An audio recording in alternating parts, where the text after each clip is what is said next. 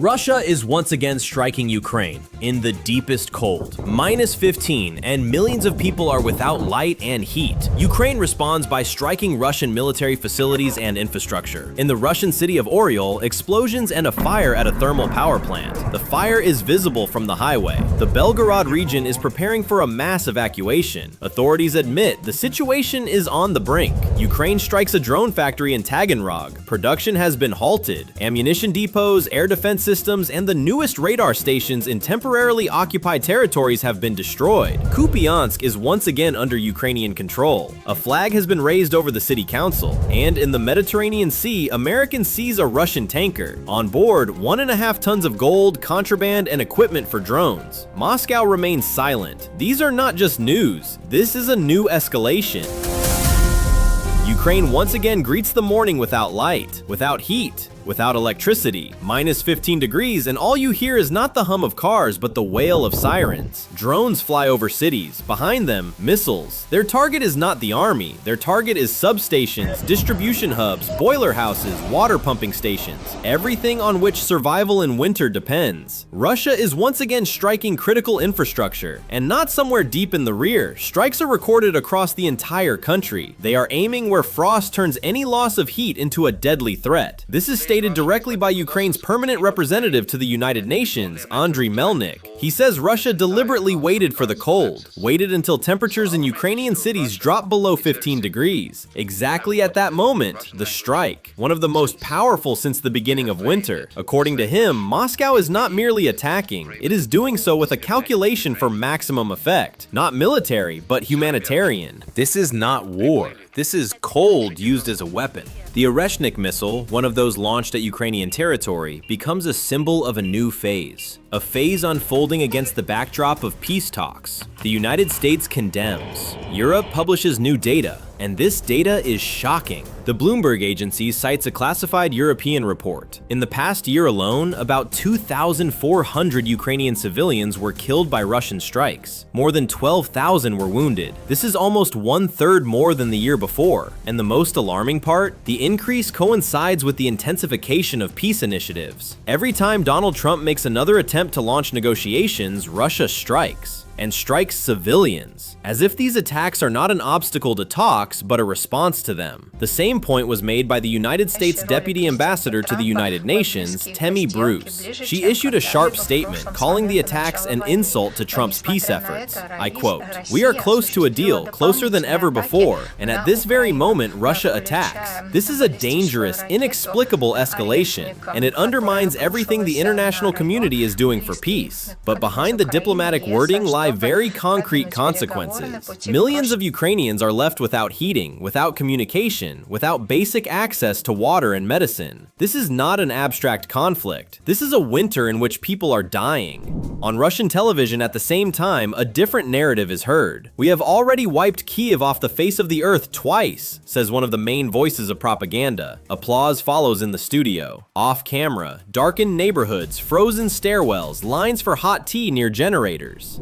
As the lights went out in Kyiv, the very center of Russia was lit by flames. In the city of Oryol, a series of explosions occurred. After them, a fire at a thermal power plant. Video filmed by eyewitnesses spread rapidly across social media. One of those rare cases when even Russian censorship failed to react in time. People stand on the highway looking toward the city and see a column of fire. Pipes silhouetted against flashes, smoke rising into the sky. Some comment in panic, others remain silent. A thermal power plant is not just a building, it is a heart. It supplies electricity, hot water, and heating not only to residential areas of Oryol, but also to several nearby military facilities. According to Ukrainian intelligence, this particular plant is involved in supplying at least 2 military depots and a training ground in the region. For now, the official version from Russian authorities is a fire caused by technical reasons. But as always, no photos, no explanations, no consequences. What exactly exploded has not been reported. However, judging by the scale of the flames and the nature of the smoke, it was something serious. According to local residents, a series of blasts was heard dozens of kilometers from the city center. Meanwhile, on propaganda broadcasts, not a word. Complete silence. Instead, yet another monologue about wiping Kiev out and the unused potential of the Russian Federation. Federation, but Oryol is no longer a potential threat, it is reality. The war that Russia has brought to Ukraine is coming back to Russia itself. And if before these were isolated strikes, now they are systemic consequences. A counterblow, a boomerang. And this is not all, because in parallel, just 200 kilometers from Oryol, a completely different story is beginning. A story where quite literally a suitcase may be needed. We have never lived through anything like this before. This phrase did not come from a Telegram channel, not from a blogger. It was spoken by the governor of the Belgorod region, Vyacheslav Gladkov. Hundreds of thousands of people in the region remain without electricity and heating after the strikes of the 8th and 9th of January.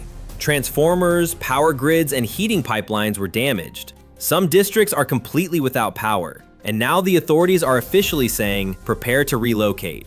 If the situation worsens, an evacuation will begin. We are talking about a possible transfer of people to neighboring regions, including children, pensioners, and the sick. The scale of the disaster covers 22 municipal districts, up to 500,000 people. Gladkov does not hide it. The region's energy losses are catastrophic. Already now, local authorities are forced to deploy so-called heating points in schools, cultural centers, and even buses. But one thing is clear, if there is one more strike, the system will simply collapse. And this is not the front line. This is internal territory of the Russian Federation. There are no Ukrainian troops here, no line of contact. But this is no longer a protected rear. With each passing day, there are more signs that the Russian authorities no longer control security in their own border regions. Belgorod, Kursk, Bryansk have long been living under wartime conditions. Only no martial law and no evacuation schedules had been announced. And now they have begun, because it has become impossible to hide the obvious. One precise strike and a city freezes. One outage and thousands are left without communication, heating, and transport. People who lived near the front but did not fight have now found themselves at the epicenter.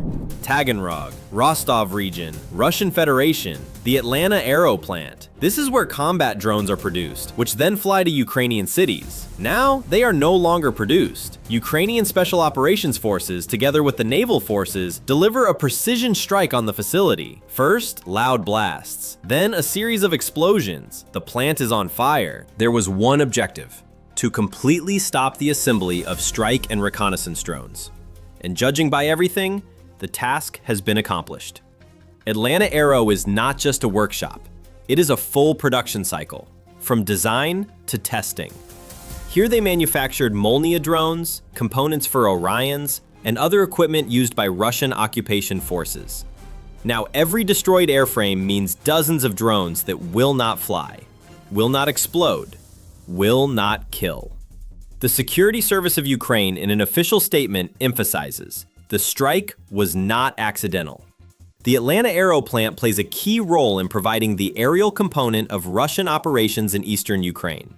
The General Staff of the Armed Forces of Ukraine also confirms that missiles were used.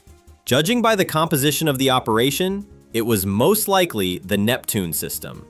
These missiles had previously struck targets in occupied territories and in Crimea. Now, on the territory of the Russian Federation itself. And this is only the beginning of a series.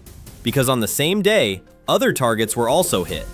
And not somewhere in an open field, but at warehouses, bases, and positions that Moscow considered protected. Makivka, the temporarily occupied part of Donetsk region.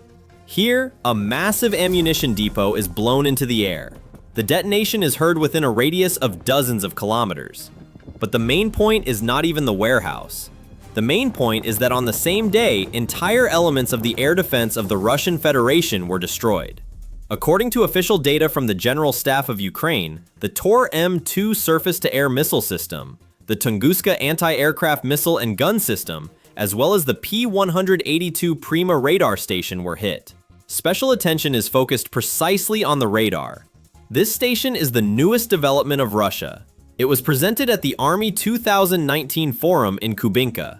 Prima is not a Soviet legacy. It is a modern system that was supposed to replace the outdated P-18. Its main feature is the ability to detect even low observable aerial targets, including aircraft built using radar stealth reduction technology, that is, stealth aircraft. Now, Prima has been destroyed. This is the first confirmed strike against such a station. It did not even have time to truly enter service before it turned into scrap metal. And all of this is not a series of random attacks, but part of a coordinated campaign. Ukraine is consistently disabling what was supposed to protect the sky over Donbass. Fewer radars mean less coordination. Fewer systems mean higher chances for Ukrainian aviation and drones to operate. In a single day, not only an arsenal was hit, confidence was hit. The very principle was hit. The idea that equipment located deep in the rear is unreachable. Kupiansk, a city in the Kharkiv region that has become one of the hottest points in recent months. Today, Ukrainian fighters raised the blue and yellow flag over the city council building. That is it. The center is under control. Units of the Kartia Corps report. The building has been completely cleared. The operation has been successfully completed. But this is not a parade, not a beautiful picture for a report. This is the result of extremely hard work. Soldiers write, "You cannot even imagine what we had to go through. Frost, sub-zero temperatures, iced over communication cables, constant fire. This is not just an assault. This is a fight for every entrance, every turn, every meter of street. A city that the Russians tried to turn into a fortified area is step by step returning under Ukrainian control. Some sources claim that Kupiansk has already been completely liberated from Russian forces. Ukrainian military personnel are not rushing with loud statements. They write simply, "The work has been done. Enormous. Difficult. Honor to the comrades who did this. Eternal memory to the brothers who did not return," reads the message from one of the participants in the operation, a fighter with the surname Kravchuk. But even at this moment, no one is celebrating. The joy is restrained, because everyone understands the task is not completed while the enemy is on the territory, while somewhere nearby stand their equipment, their warehouses, their missiles. Kupiansk is a step, an important one, bitter. Real. And while Ukrainian fighters hold their positions, in another part of the world there is a completely different story, seemingly not about war. But aboard the tanker Mariner, something was found that changed the tone in Moscow. The Mediterranean Sea. The tanker Mariner, once by La-1, a vessel from the shadow fleet of the Russian Federation, was detained by the Americans. And what was found on board raises not just questions, this is already a pure scandal. According to Western sources, inside hidden compartments were discovered. 1.5 tons of gold, a large amount of cash in euros, and, attention, components for electronic guidance systems for unmanned aerial vehicles. If this information is confirmed, it points to a complete failure of concealment. This is not an ordinary commercial voyage. This is a smuggling run to war. But the most revealing part is not the discovery, it is the reaction. On Russian broadcasts, they put an interviewed, ordinary man on air, who in a half-delirious state says, "Our general secretary has taken action. He will not only liberate,